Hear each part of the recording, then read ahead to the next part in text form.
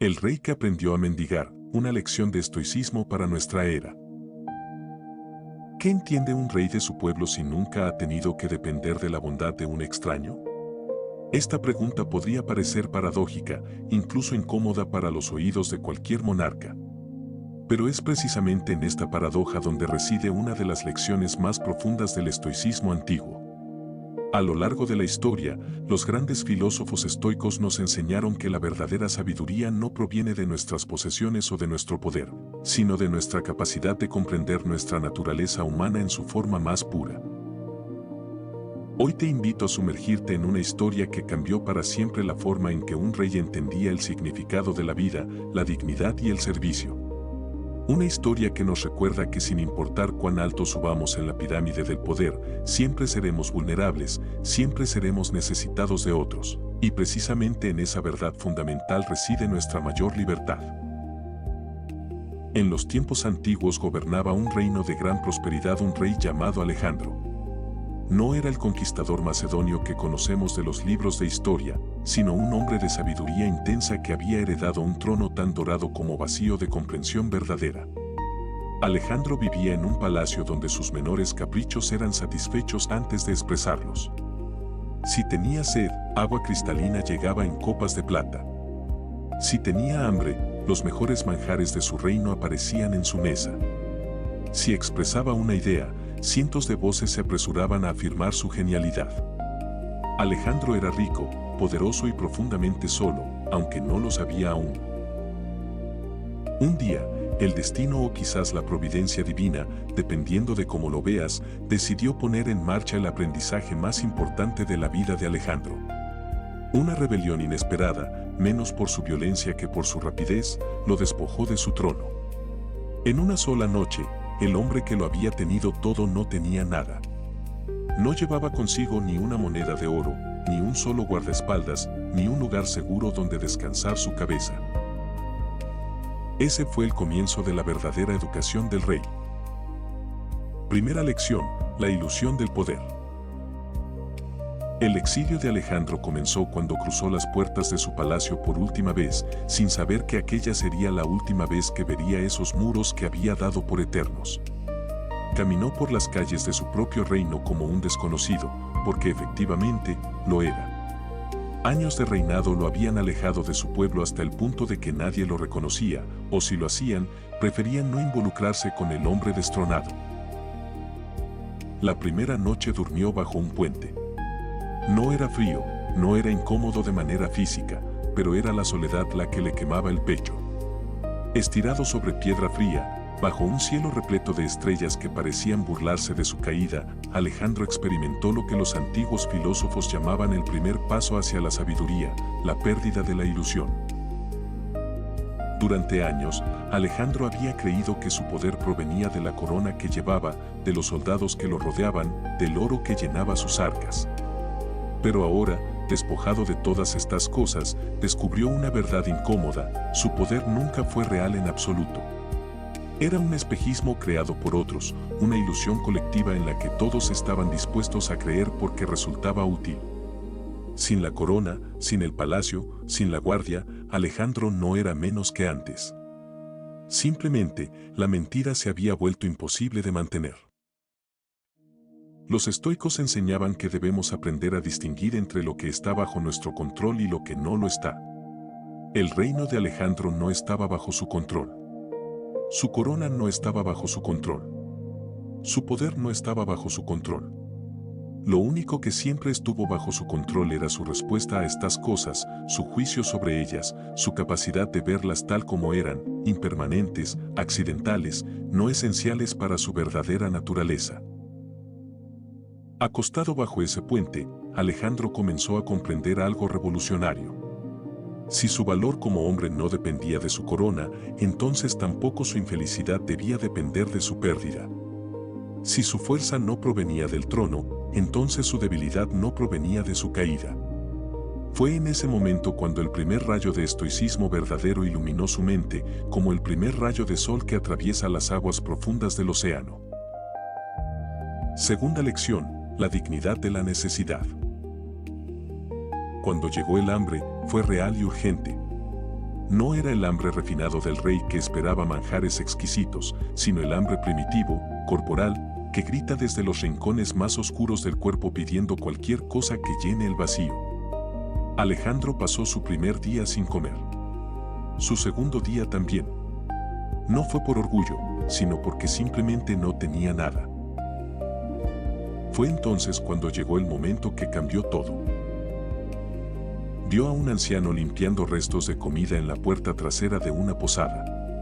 El anciano apartó a un perro que también quería los mismos restos. Alejandro, movido por la necesidad y por algo más que no podía identificar, se acercó y preguntó si había algo que comer. El anciano lo miró con unos ojos que habían visto decenas de mendigos exactamente iguales durante décadas. Había un cansancio en esos ojos, pero también había algo que el rey nunca había visto en los ojos de sus súbditos: comprensión sin expectativa, bondad sin obligación. El anciano compartió su comida con Alejandro. No porque Alejandro fuera un rey, no porque esperara recompensa, no porque hubiera un contrato invisible. Lo hizo simplemente porque otro ser humano tenía hambre. Y en ese acto simple, casi invisible, Alejandro experimentó algo que ningún lujo del palacio le había dado jamás: reconocimiento genuino de su humanidad. Aquella noche, mientras comía pan duro y sopa fría, Alejandro lloró. Pero no eran lágrimas de tristeza o de autocompasión. Eran lágrimas de gratitud y de revelación. Porque en ese momento comprendió que la verdadera dignidad no proviene de aquello que tenemos, sino de aquello que somos capaces de dar y de recibir. Un hombre que solo toma nunca puede experimentar la verdadera dignidad. Un hombre que solo da sin necesitar nunca puede experimentar la verdadera humildad. Los estoicos hablaban mucho de la prosopía, del papel que cada uno juega en la vida. Un rey no deja de ser un hombre cuando pierde su corona. Un mendigo no deja de ser un hombre porque no tiene techo. Nuestros roles cambian, nuestras circunstancias varían, pero nuestra esencia, nuestro verdadero yo, permanece. Y esa esencia es lo único realmente digno dentro de nosotros. Alejandro comenzó a mendigar no por humillación, sino por necesidad. Pero muy pronto descubrió que en el acto de mendigar, de pedir, de permitirse ser vulnerable frente a otros, había una verdad que todas sus noches en el palacio no le habían revelado: que pedir ayuda no disminuye nuestra dignidad, sino que la confirma. Porque reconocer nuestra interdependencia con otros seres humanos es reconocer la realidad fundamental de nuestra existencia. Tercera lección: la empatía como descubrimiento. Pasaron las semanas. Alejandro aprendió a mendigar bien. No con orgullo, no con amargura, sino con la honestidad de quien simplemente expone su situación. Dormía en diferentes lugares, plazas públicas, esquinas de calles, ocasionalmente en los establos de caballerizas donde algún encargado benevolente lo permitía. Y en cada lugar conocía a una persona diferente. Conoció a una viuda que trabajaba lavando ropa desde el amanecer hasta el anochecer y aún así rara vez tenía lo suficiente. Conoció a un hombre que había perdido sus piernas en una guerra, que se movía con una destreza que mostraba una fiereza de espíritu que ningún soldado del palacio poseía. Conoció a niños que jugaban en el barro con la misma alegría que los hijos de los nobles del reino jugaban en los jardines. Cada encuentro era una revelación. Porque durante todos sus años como rey, Alejandro había gobernado a estas personas sin conocerlas en realidad. Había creído que entendía sus necesidades porque sus asesores le traían reportes. Había creído que podía gobernarlos justamente porque su poder era absoluto. Pero ahora, sentado con ellos, comiendo de sus mesas cuando había algo que compartir, durmiendo donde ellos dormían, experimentaba su vida desde dentro. Aprendió que la viuda no trabajaba por ambición, sino por amor a sus hijos. Aprendió que el hombre sin piernas no mendigaba por cobardía, sino que mantenía una dignidad que hacía que muchos hombres completos parecieran pequeños. Aprendió que los niños del barro eran tan capaces de alegría genuina como cualquier príncipe, quizás más, porque su alegría no estaba envenenada por la expectativa del mañana. El estoicismo no es un sistema de filosofía fría y desconectada. Es una guía para vivir que comienza cuando dejamos de observar la vida desde una torre de marfil y nos sumergimos en ella. La empatía que Alejandro desarrolló no fue un sentimiento abstracto. Fue el resultado de compartir la experiencia real de otros. Fue el resultado de permitirse ser tanto dador como receptor, tanto líder como aprendiz. Cuarta lección: la ilusión de la escasez. Después de varias semanas en las calles, Alejandro hizo un descubrimiento que lo sorprendió profundamente. A pesar de que no tenía nada, no estaba muriendo de hambre. A pesar de que no tenía un hogar, no moría de frío en la mayoría de los días. A pesar de que no tenía poder, no era constantemente atacado o lastimado. La razón era simple: otras personas que supuestamente no tenían nada, compartían lo poco que poseían. El panadero que vendía pan 3 veces por semana a menudo dejaba bolsas de pan del día anterior en la puerta trasera de su tienda, como si esas bolsas llegaran allí por accidente. El tendero conocía a Alejandro ahora y ocasionalmente le permitía hacer pequeños trabajos a cambio de comida. Las personas que compartían espacio en los albergues nocturnos se hacían hueco los unos a los otros para que todos pudieran estar lo más cómodos posible. Alejandro se dio cuenta de que en el palacio, donde teóricamente había abundancia infinita, había experimentado una escasez mental constante. Siempre había preocupación por perder lo que se tenía, siempre había ansiedad sobre la conspiración, siempre había miedo a que sus enemigos le arrebataran su riqueza. En la pobreza, donde teóricamente había escasez real, había una generosidad que parecía infinita. Los estoicos enseñaban que nuestra experiencia de la realidad no viene del mundo tal como es, sino de nuestra percepción del mundo, de nuestros juicios sobre él. Epicteto, el filósofo estoico que fue esclavo en su juventud, enseñaba que la verdadera prisión no es la que encadena el cuerpo, sino la que encierra la mente. Alejandro comenzó a comprender que la verdadera riqueza no era lo que poseía, sino la ausencia de miedo a perder lo que poseía. Y el verdadero cambio en su situación fue que finalmente podía experimentar esa ausencia. Sin nada que perder, Alejandro descubrió que era libre. Libre no del mundo, sino de la tiranía de sus propios deseos descontrolados. Libre no de sus limitaciones físicas, sino de la angustia mental que viene de la creencia de que esas limitaciones deberían ser diferentes. Libre, finalmente, de la ilusión de que su valor dependía de cuánto poseía. Quinta lección: el servicio como propósito. Un día, después de casi un año viviendo como mendigo, Alejandro conoció a un maestro estoico que viajaba de pueblo en pueblo, enseñando filosofía a quien quisiera escuchar. El maestro no sabía quién había sido Alejandro. Lo vio como cualquier otro mendigo que se sentaba para escuchar sus lecciones. Pero cuando Alejandro comenzó a hacer preguntas, cuando empezó a hablar de lo que había aprendido, el maestro reconoció algo. No al rey que había sido, sino al hombre que estaba llegando a ser. El maestro invitó a Alejandro a quedarse con él, no como un sirviente, sino como un estudiante dedicado. Juntos viajaron de ciudad en ciudad. Alejandro ayudaba a preparar la comida, a limpiar, a organizar. Pero también enseñaba. Porque después de todo lo que había experimentado, Alejandro tenía algo importante que enseñar. No era teoría. Era sabiduría ganada a través del sufrimiento y la transformación. Cuando hablaba a otros sobre el poder de soltar lo que creemos que nos define, hablaba desde la profundidad de alguien que lo había hecho. Cuando enseñaba sobre la dignidad inherente de todos los seres humanos, hablaba con la autoridad de alguien que había visto esa dignidad en los ojos de una viuda en un mercado. Los estoicos enseñaban que el propósito de la vida no es la acumulación, sino la contribución. No es gobernar, sino servir. No es ser servido, sino servir. Alejandro había invertido décadas en ser servido y había descubierto que era una existencia vacía. Ahora, invirtiendo su tiempo en servir a otros, en enseñar, en compartir su comprensión, descubrió que su vida tenía un peso, una significación que nunca había tenido en el palacio. Sexta lección: el regreso que no sucedió. Después de 2 años viajando como filósofo mendicante, Alejandro escuchó noticias de su reino. Sus antiguos asesores, incapaces de gobernar sin él, habían sido destituidos. El reino estaba de nuevo buscando un rey. Algunos de sus antiguos generales sabían dónde estaba Alejandro.